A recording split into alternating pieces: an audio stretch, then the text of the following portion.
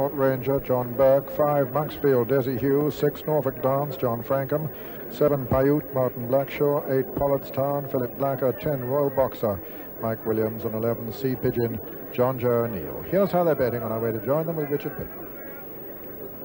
Monksfield's price bearing out what Terry was just saying. Monksfield 11 to 10, Pollardstown 7 to 2, Sea Pigeon on 6 to 1, Bird's Nest and Connaught Ranger both 10s, Paiute 20 to 1, Broadleys and Norfolk Dance 25 to 1, 100 to 1 Royal Boxer. And a packed crowd there around the parade ring now, looking at the dual champion, and Monksfield bidding to join that elite band of horses who have won 3 champion hurdles. A lot of people have tried to do it, but a lot of people have failed. Well, Monksfield had looked decidedly a shadow of former days earlier in the season, back before Christmas. In fact, finished last in an amateur hurdle race on one occasion, last of 8. But he's come back. His trainer, Des McDonough, said that he would. He said he felt him coming back. He had a blood disorder. And although you might think that can be put right overnight, it can't. But anyway, Des McDonough was right. He was proved right because he ran so well in the Erin Foods hurdle. And Desi Hughes didn't punish him that day. You'll remember seeing him in the champion hurdle last year. Every time Desi asked him for anything, he gave it. So he's cherry ripe for the day. You may think that he looks a little bit fat there, but remember that he is an entire horse. He's destined for a career at stud when he finishes his racing. And they're a lot rounder-bodied horses than geldings, these colts. So you can see a lot of condition on this fella, but he's always like that. And he was out as usual on the track this morning doing his pre-champion hurdle gallop. But I think as we look at him now, sideways on, he's in the pink of condition. For Monksfield, full of game battling qualities, and this is something that we can't see when we're trying to buy horses as youngsters. And Des McDonough bought this one very cheaply indeed for 710 guineas, well, or 740 guineas. I should think he'd like to buy another hatful at the same price.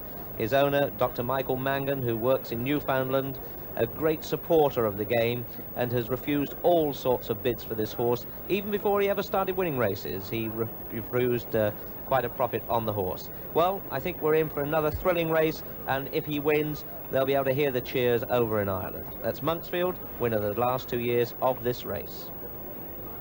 Pollardstown, his nearest challenger in the betting.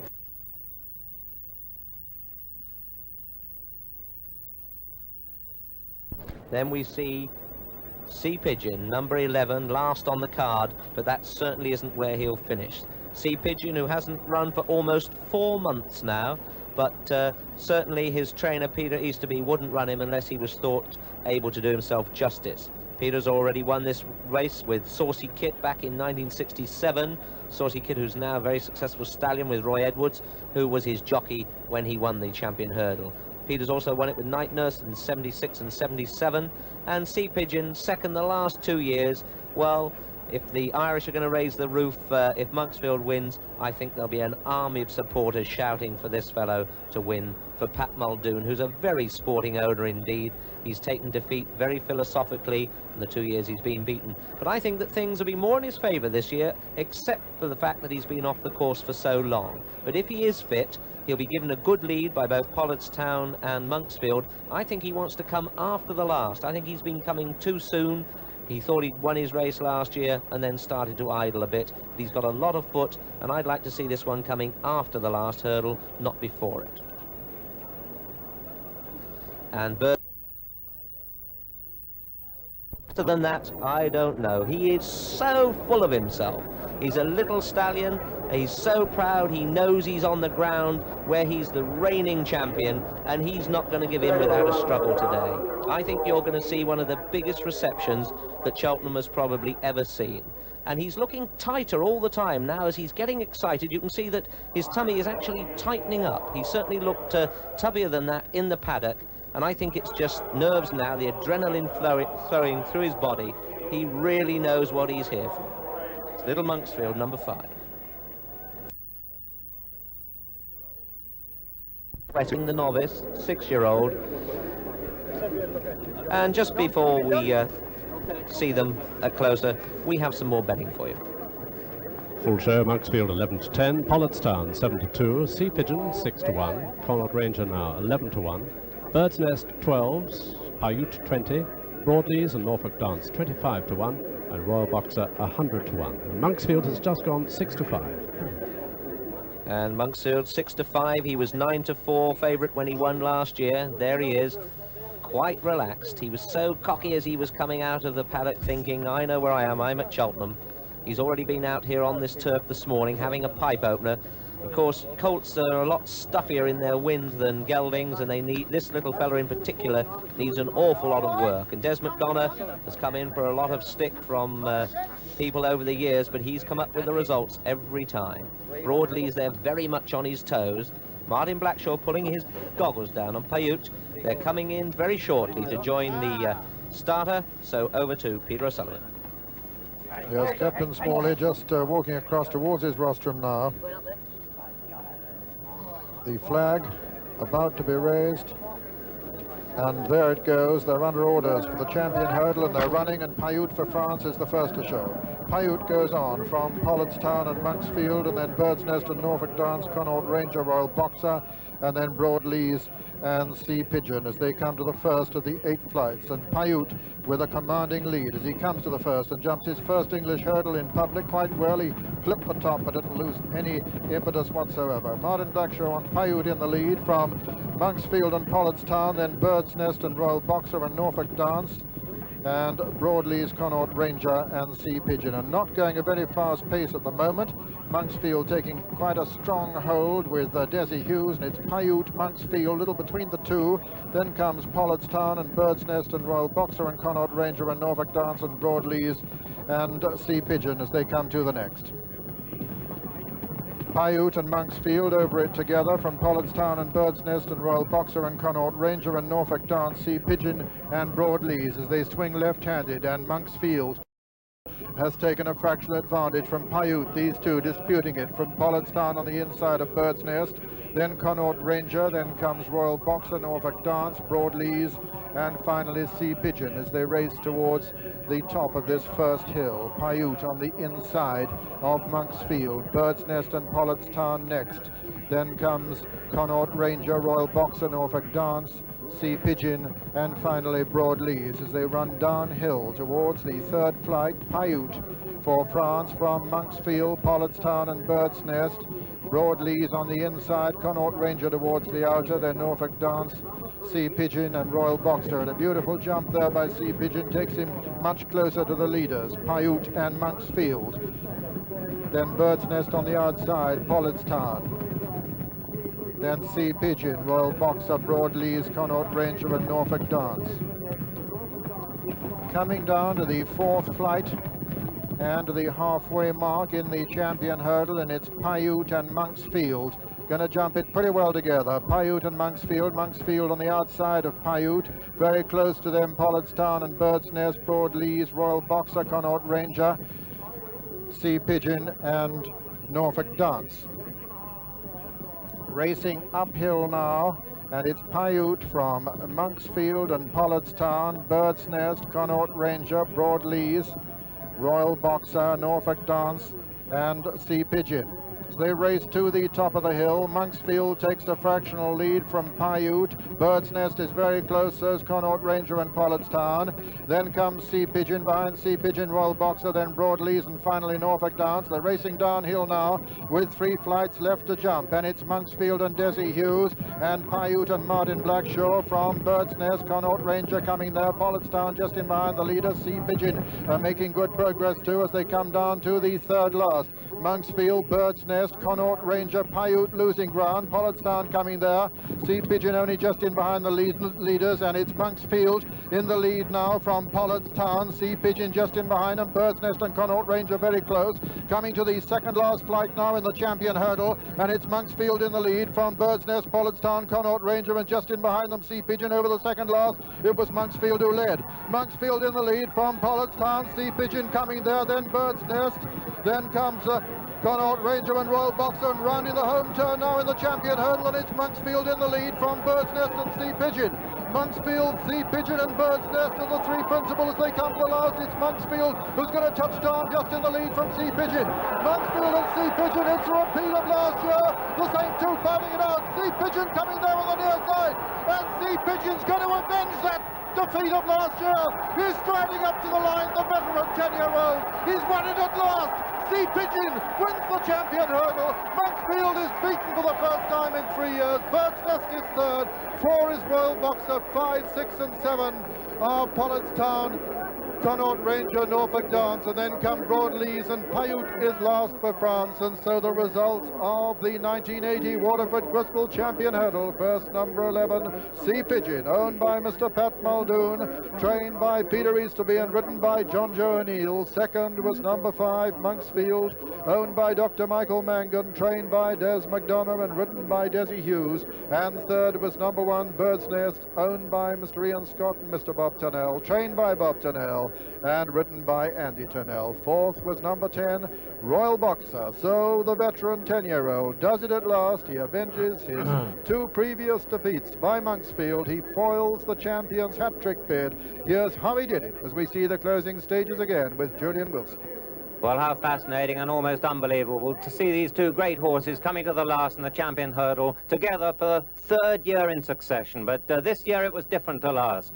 Last year, Sea Pigeon cruised up to Monksfield, certainly, but on his inside. This time he was on his outside. John Joe didn't let go of his head as they came to the last. Monksfield's been asked by Desi Hughes just as he was last year, and just as last year, he's given all he's got. But this time, John Joe had more resources. He had more in hand on Sea Pigeon. He just held on a little bit longer. He didn't ask for his run going to the last. He asked for his run after he jumped the last, and he so quickly put a length, 2 lengths between himself and Monksfield that Monksfield never had a chance to play his key card, which was courage. Today it was class that won, the class of Sea Pigeon on ground marginally better than last year. Monksfield couldn't do his best on this slightly sticky ground, and Sea Pigeon at last, at the 3rd or 4th time of asking, wins the champion hurdle. Yes, you're right, Julian, the 4th time of asking. 13-2, the winner. And what a thrill this for the former champion and champion-elect, John Joe O'Neill. Ridden a peach of a race on him. Being congratulated there by John Oaksey. 7 lengths and 1.5 lengths. So the old veteran interrupts the Irish bonanza here after the visitors had scored in the first 2 races. What a fine race that horse ran, Royal Boxer. It was 4th. And there's the little champion, or ex-champion now himself, Monksfield, after running his usual gallant race. And don't forget Bird's Nest. So often the bridesmaid, but never quite good enough for this incomparable title event.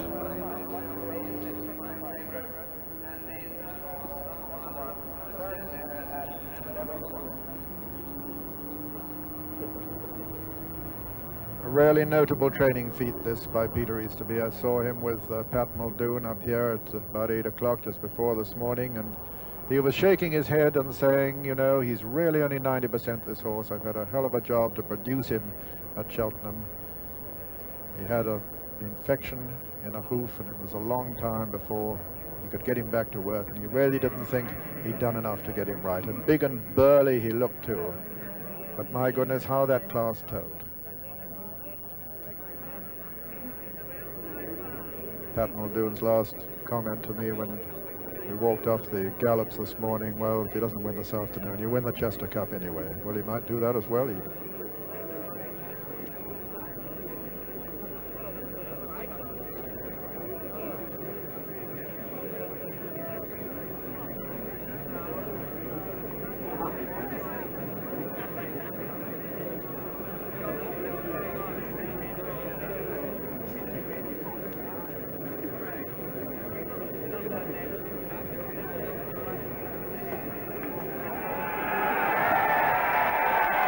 So English rules this time, and doubtless the cheers swelled by many an Irishman for the final ultimate deserving champion.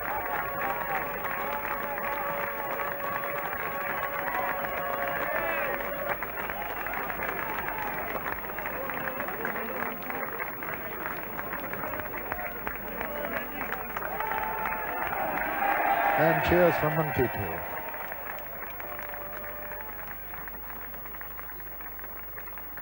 And the starting prices as follows. First, Sea Pigeon, 13-2. Second, Monksfield, 6-5 favourite. Third, Bird's Nest, 11-1. The jackpot number of the winner, 311. 311. And the final trial, a dividend, £1,505.79 for a 10-pence stake. Well, a really amazing performance that for Sea Pigeon, the first horse since Hatton's Grace 29 years ago to win the champion hurdle at the age of 10, and I think he fooled most of us. Terry, I mean, did you in fact really think that it was on at any stage for him to win the race beforehand? Not beforehand, no, but you must put it down to the trainer. What an amazing feat of training. Hadn't had a race since December, to come back and to beat Monksfield. And it is just some training performance. Brilliant. He did something similar with Saucy Kit, didn't he? I know. Yes, yes, he did. Absolutely Two true. weeks beforehand, he wasn't going to run in the race. That's right. And I was broke up and I should have ridden Saucy Kit, thanks to the memories. But did you feel that Monksfield ran his race today? Yes, he's still tough. He's still battled all the way. But for me, at the water, he was never really going. You know, Desi Hughes, he was sort of niggling at him, you know. And I think at that stage with his class, he would have liked to have been on the bridle there, having a little bit of a second wind, a little bit of a blow. But he never really got it, because the French horse kept going all the way into the top of the hill. And Desi, you know, if he was going on the bridle and he filled his bellows up, it would have helped him a lot. But then, you know, this old Sea Pigeon, he sat him behind, and John Joe had been riding the most superb race, and he waited and waited and waited. Well, at the top of the hill, in fact, it looked a very open race indeed, didn't it? The French horse was there, Monksfield was with him, but there were 2 or 3 going really well behind, Bird's Nest and, of course, Sea Pigeon. This is right. Bird's Nest is going terribly well, but... That's him in 4th. That's right, in sort of the red cap. There's a French horse, the white noseband on the right. You know, Monksfield, he takes it up here. Connaught Ranger in 3rd place, and he was going well here. Maybe he's seen a bit too much daylight for him, but now the pressure's really on. They've gone, as I said before, they've gone a good gallop. There's Monk, he really jumps that. But there's John Joe, he's in 5th place there, and he's still waiting. He's got a wall of horses in front of him. You can't really see him, but he's absolutely the breast girth on. And he's still waiting there. So Andy, only one horse is going as well, and that's Andy, isn't it? Andy, I know, on Bird's Nest, of course. But he's looking about there, old Bird's Nest, and he's thinking of that hill. They're sort of Desi Hughes. He kicks for home now, and I'm sure that little horse, his old ears are going, and his Desi slapping him down the shoulder, hands and heels, and he's responding well to him. John Joe there, he's got 2 stone in him by the looks of it, more so than last year. And I'm sure he's thinking, but they both made dead right. They both absolutely fly the hurdle, pinged it. Now John Joe, now he's the first time he's let this horse run, and now he lengthened his stride up this hill, and he responded with such great gameness. No discard to the second horse, you know, and he can't do no more. But I think John Joe, he's waited longer on Sea Pigeon this year, you know, and last year he run before the hurdle and got there. This year he waited until he jumped the last, then he used his turn of foot. But what a horse, 10 years old. Unbelievable. And the other thing, of course, last year, if you remember, they all came down the stand side of the course, and he couldn't really sort of bury him, but there he's held him, he's had him absolutely covered to the last, hasn't he? You know, he's never seen daylight, really, until he's pulled him out just before the last. This is right, never seen daylight. And this happens on the flat with him, because if he goes to the front too soon, when he's on the flat, when he's winning, and he goes to the front too soon, he usually runs out of petrol. And you've got to wait and wait, and what patience John Joe had. It was quite extraordinary. I suppose another factor, of course, is the fact that this year the champion hurdle being run on the first day is probably being run on better or less cut-up ground than it has been for a number of years. Well, it must be the right thing, really, you know. You want to see good horses, and you don't want to make excuses by saying they raced the day before and they've cut the ground up and it's heavy going. Like today, we've got the best of the going for good horses, and there's no excuse for the ground or anything. And it's fair for every horse in the race. So, a good or a great champion day? Well, it's great for McKees to be, it's great for John Joe, and much more great for Sea Pigeon, because he surely deserved to win it, I'm sure he did. Peter Easterby, of course. Peter Easterby, yes, I always get mixed up with the brothers. Well, Terry, thank you, and tremendous scenes of excitement in the unsaddling enclosure, where any moment the Champion Hurdle Trophy will be presented to Pat Muldoon. Let's rejoin Peter S. Sullivan. And so 1 year when all the Waterford Crystal doesn't have to be re-exported to Ireland, it'll be Scotland bound. What a great success Pat Muldoon has made of owning since he entered the game only a decade ago.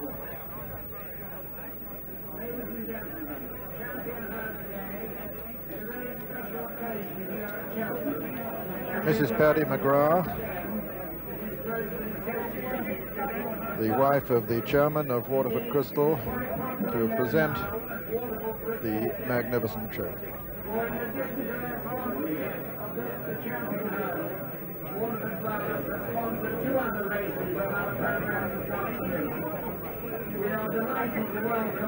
This is the third race of the afternoon that Waterford Crystal sponsor, and of course there is also the fine trophy to be won by the winning jockey of the meeting, associated with the Ritz Trophy. To the left there, John Joe. You will hardly need me to identify him for you, with the white-haired Pat Muldoon, looking very much neater than in the early hours this morning when we were up here in the cold. Receives the trophy from Mrs. Paddy McGrath.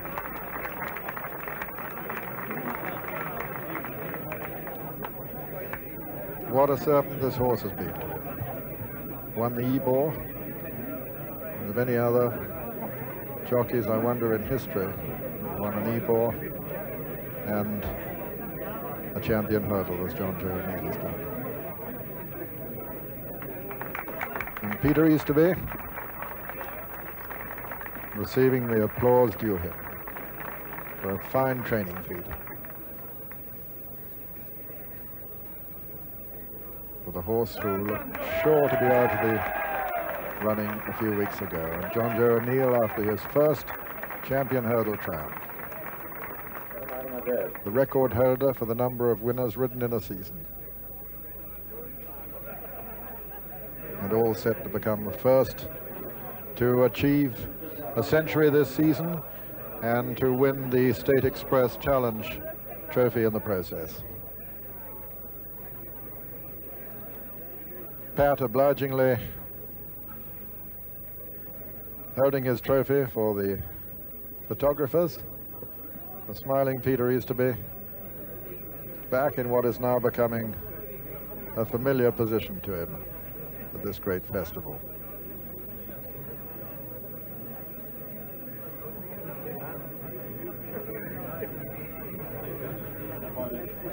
No. And so to the Waterford Crystal Stayers Hurdle, run over 3 miles and a furlong, featuring another strong Irish challenge.